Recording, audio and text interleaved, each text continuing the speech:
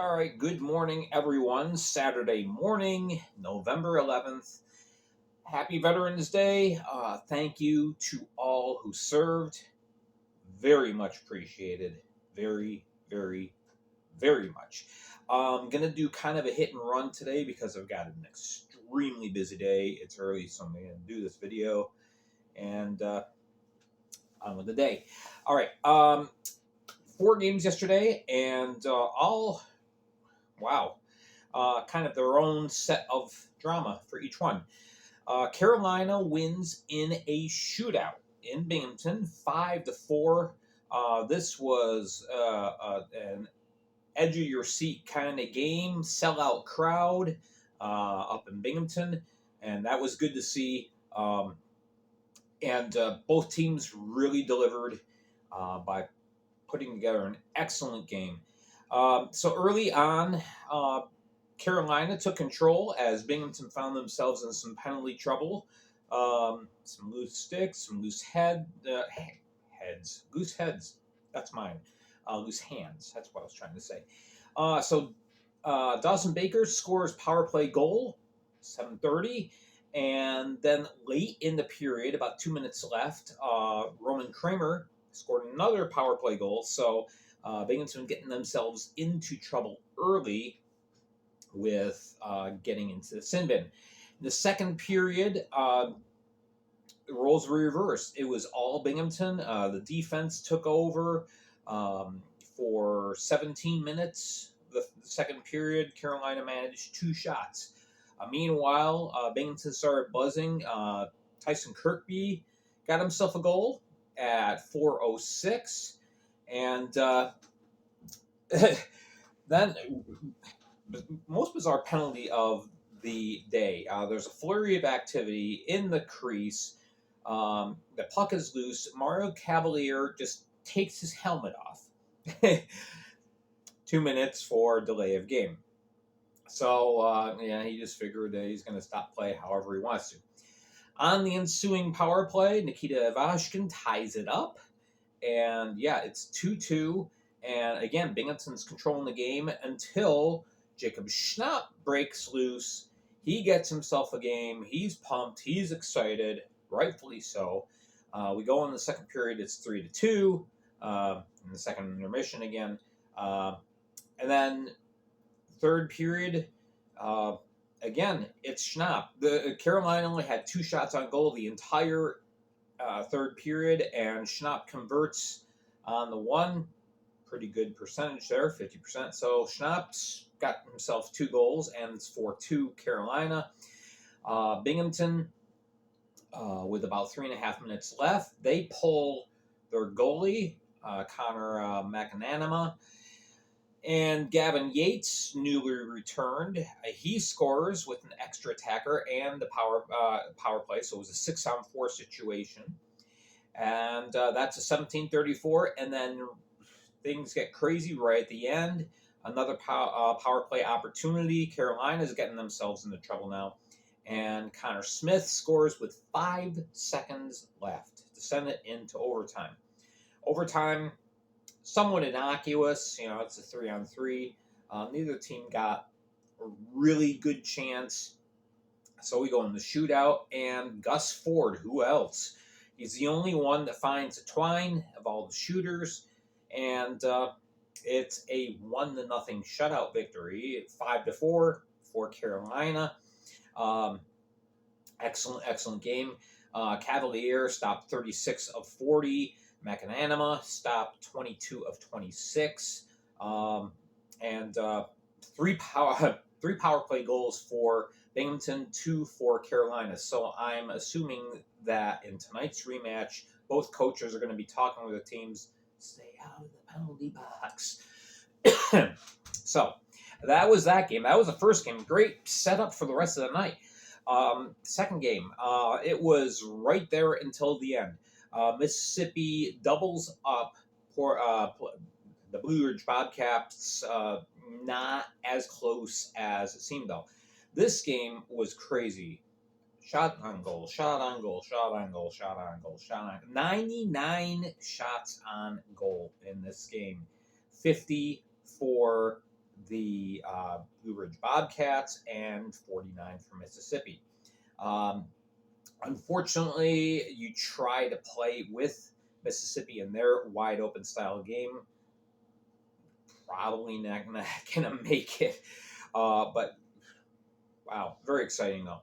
So Kyle Stevens opens up the scoring, 6:20 in, and on the same play as he scores, Josh Newberg gets called. Uh, so he gets sent to the box on the same play. It's kind of odd. And Yanni Liriakos, despite the Fed's site saying it's a shorthanded goal, no, it's a power play goal. Newberg was in the box. Mississippi had 5 men. Liriakos scores a power play goal at 7:37. And so it's 1-1 after one period of play. Second period, it's Hugo Boss. Yes, Hugo Koch scores at 5:31. The newly acquired Justin Daly, he had himself a really, really good night for Blue Ridge. And I have to admit, I was skeptical. The guy hadn't really played much organized hockey in 3 years. And he fit right in. He assisted on the Stevens goal, and then he scores himself. Power play goal at 6:38. And then there's the new difference maker for Mississippi, Joaquin Nilsson. He gets himself a power play goal, 1908. So it is now, 3-2, Mississippi ahead. Tattern scores for the Bobcats early in the third period, ties it up, but that was it. From there on out, it was all Mississippi cashing in on their chances. Nilsson scores again at 4:10, and for the second straight game, he gets a game winner. So, good on Joaquin. Liriakos adds a power play goal at 13:50, and Nilsson again, an empty netter just for good measure with, 5 seconds left. So, that's it. 6-3 is the final score. This game, I'm not sure what happened. Pavlas at the last minute was not able to go. So Connor Green was in goal for the Bobcats. Played pretty well, made some excellent saves. Ryle Purdy was actually signed as an e-bug. Purdy works for the team in multiple capacities. But anyway, Joe Shepard, in the meantime, manned the nets for the Mississippi Seawolves. Everybody's asking, yes, Travis Ridgen dressed, obviously didn't play. All right, so Shepard stopped 47 of 50. He's been getting a workout this year. He's earning his wins. That's his 4th win. So Liriakos, he gets himself 2 goals and 2 assists, so he is now the leading scorer in the league for the moment. Joaquin Nilsson, he gets himself a Hattie and an assist to boot. And meanwhile, Justin Daly gets himself a goal and an assist in his Fed debut. Kyle Stevens also had a goal and assist. So there we go. Mississippi moves up in the Continental Division. Blue Ridge moves down in the Continental Division. Well, not really, but we'll talk about that in a couple days when we do stars and standings. All right, third game. All one-sided. It is all Motor City. 7-1. That one goal came with 10 seconds left. So Babs just misses a shootout. Was kind of pulling for him because that would have been just a second shutout of the year in the Fed. Didn't quite get there. Thank you very much, Brian Parsons, for ruining Babs' night. No, not really. He didn't. Babs got the win. But anyway, all Motor City, 9:06, power play goal by Jimmy Malam, the ageless wonder. He keeps it going. That's in the first period. And then 28 seconds later, Rocco DiCostanzo gets what would be the game-winning goal. Of course, nobody knew that at the time. 11:37, Nicholas Michael Diaz, he scores. So it's 3-0 after one period of play, and everybody in Motor City is feeling pretty good. They had no idea that it was going to end up being a 7-1 game. Second period, Declan Conway scores a power play goal. Third period, Derek Makema scores a power play goal. Giuliano scores a power play goal. So, 4 power play goals by Motor City, and that's what happens when you send your guys to the sin bin for a total of 57 minutes. Port Huron has games like this for some reason. The last couple of years, they just have games where they say, from the bench to the sin bin to the bench to the bench to the sin bin to the bench. I don't know why, but not a very good disciplined night for the Prowlers, and so that greatly aided Motor City's cause. They end up with a 7-1 victory.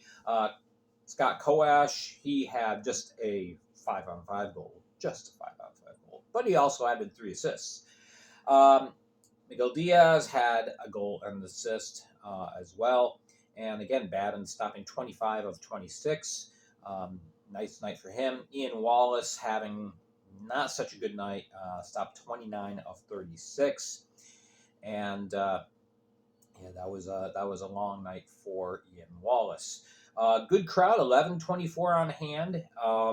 That's the best crowd we've seen this so far in one of the Michigan contests. So good to see that.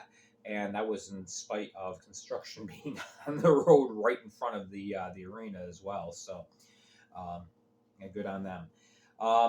Final game down deep south. It's the rubber match between the River Dragons and the Baton Rouge Zydeco. And Columbus said, we just want to take a win and go home. So they take 2 of 3 this weekend. Great crowd on hand. Again, 3804 is the announced attendance in Baton Rouge. They're continuing to draw in fans, and that's awesome.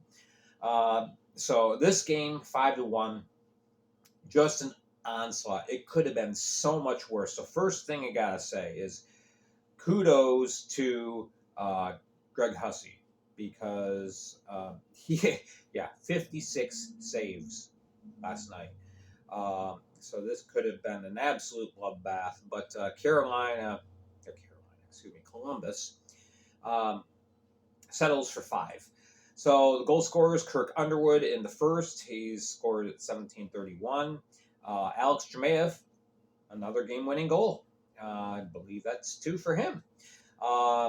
Justin McDonald had a goal. Hunter Bersani scored.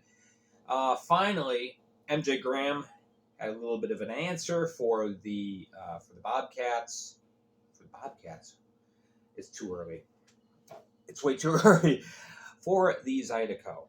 All right, so it's 4-1, and then Carter Shinkaruk, he takes care of things, adds icing on the cake with 8 seconds left. Shots per period for Columbus, 22, 20, 19. You can't give up 61 shots a game. Just can't happen.